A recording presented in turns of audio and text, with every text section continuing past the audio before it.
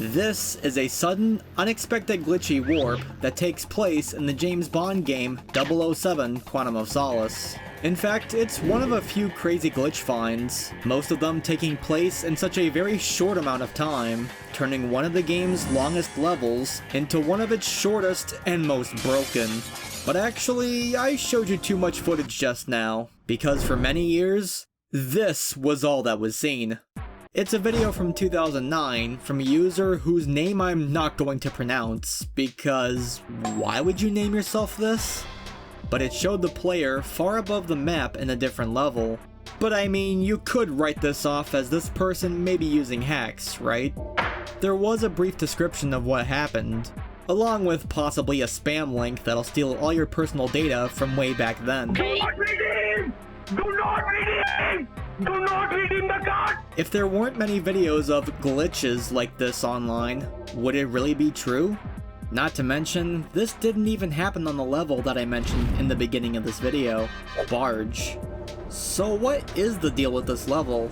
I mean, Quantum of Solace has quite a few bugs which were found over time by many different people, and I can remember watching videos on YouTube back then, seeing all the places you could go out of bounds. Needless to say, the game has glitches, but this level, Barge in particular, would undergo a huge overhaul in the way people would play it. And this would start with a user named Alpine Escape, or Sheldor. Now Sheldor is part of the game's speedrunning community, who have been dedicated to finding any new skips or tricks throughout Quantum of Solace's 15 levels.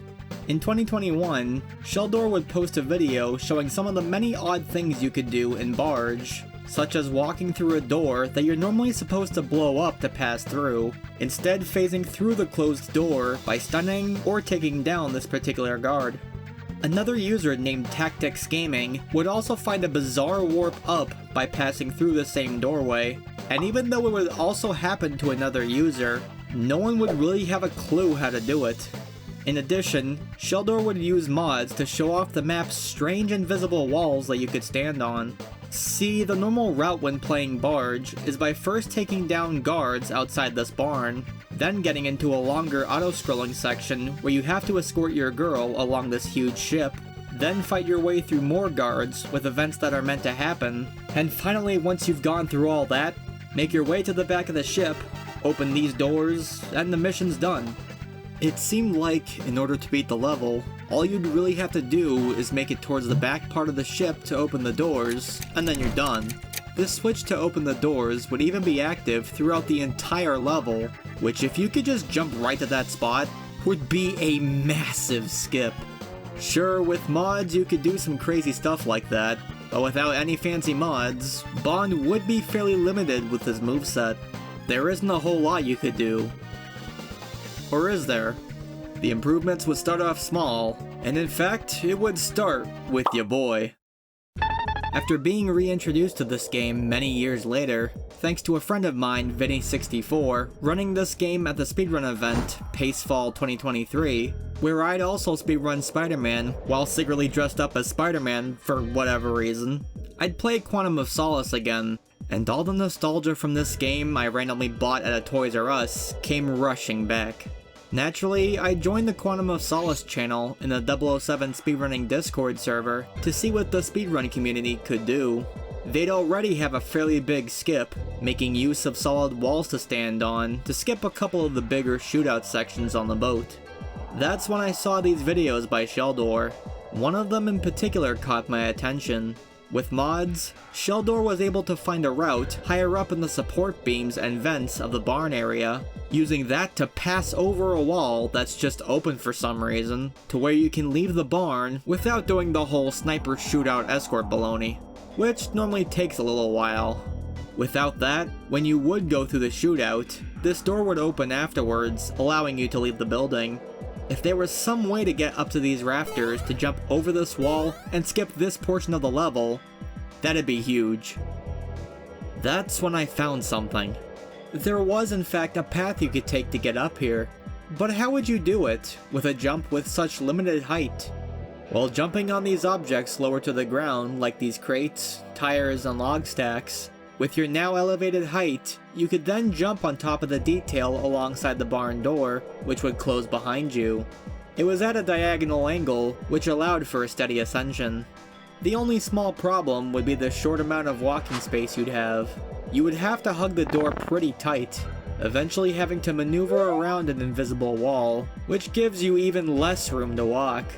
Once you're at the top of the door, you could sprint and jump quickly to each of these support beams. Now, not everything would be a solid object to land on, but using Bond's gun, watching to see if certain objects would take an impact from a bullet, which in turn would let me know that the object has collision that Bond could stand on. I would then use that, along with the previously referenced shell door video, to devise a route.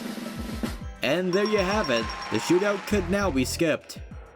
I guess sometimes having a fresh pair of eyes looking at a problem can yield results. But not all the time. This is where we get to the main point I mentioned earlier, the warp. But how does this even happen? It wasn't even entirely certain that this was a legitimate glitch, until it happened to someone else. Verif, a member of the Solace speedrunning community, would take down an enemy in the first level, and upon finishing the takedown animation, would immediately warp back towards the beginning of the level. So perhaps that 2009 video was telling the truth. The community quickly got to work. Heki, who honestly has been a big driving force behind many of the game's speedrun strategies, started to brainstorm a way to replicate this. He'd theorized that this could be the result of the game saving Bond's location in any given map from the last time he performed this takedown move, placing him at that exact spot, but just in this new map.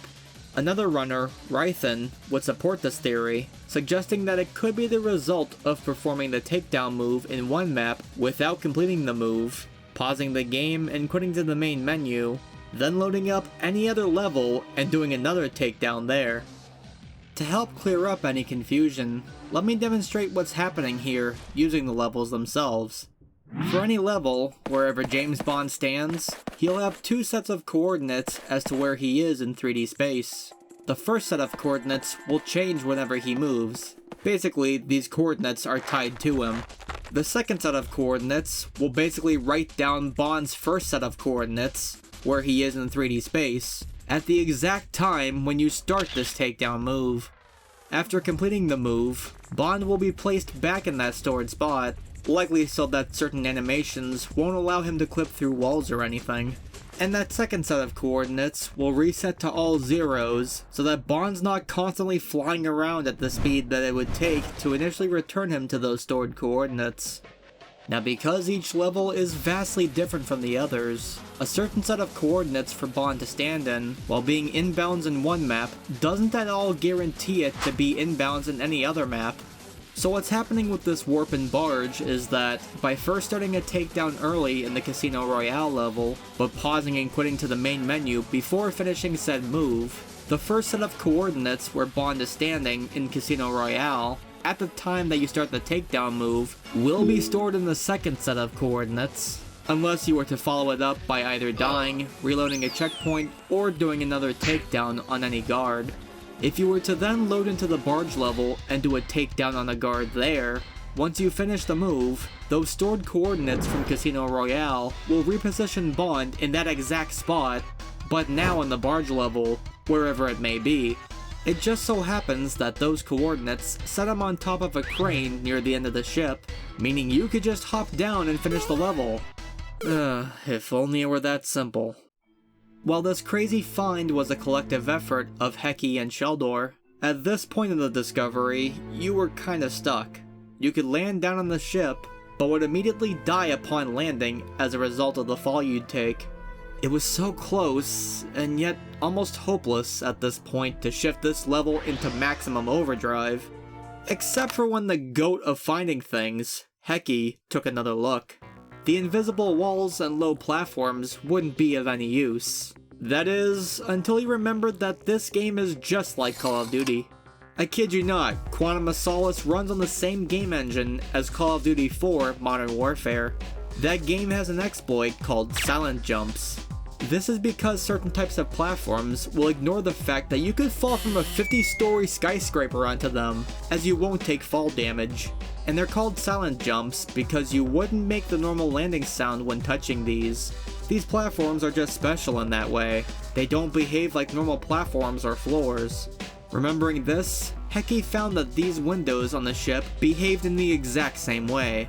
You really wouldn't get that lucky of a break most of the time, but Heki knew what to look for, which then allowed him to land near the buttons to open these doors and finish the level. This warp was found and implemented only a month after I found the sniper skip. A level that before took nearly 4 minutes now had a record that utterly and completely smashed everyone's expectations. The current record holder on PC completes this level in just 1 minute flat. An even faster setup was also found, which performs the warp setup not in Casino Royale, but rather in the level Miami Airport, which lands Bond even closer to the buttons on the ship. You may be wondering, how can they set up the takedown warp if they have to go through other levels? Doesn't that clear the stored coordinates? The simple answer is no. The stored Bond coordinates are carried out through each level, again as long as you don't die, reload a checkpoint, or perform another takedown. But going back to the main topic, there is a discrepancy between the speedrun of the individual level Barge versus when Barge is run in a full game speedrun. Since individual level runs, more commonly known as ILs, are only focused on beating one particular level rather than the full game, they don't set up a takedown warp, as that would go outside the general rule of performing an IL run. You wouldn't go between levels in this instance, which is something the community upholds, as they still use my Barge sniper skip strategy in ILs to go fast. At this point, there wouldn't really be any way to save more time, unless something crazy was found to gain a bunch of height without having to leave the level for it. As I've alluded to already, Quantum of Solace has quite a few level-shattering glitches, with one of them resulting in the shortest level yet, beating the level Shantytown in just 40 seconds! Even today, the humble yet passionate community are still finding new glitches to play with, and they're even showing the speedrun of this game off at events like Games Done Quick. So this 2008 movie tie-in game that hardly anyone talks about may still have more room to thrive. If you enjoyed this video and want to see more like it, share your thoughts in the comments below. But with that being said, thank you for watching, and until next time, take care and peace.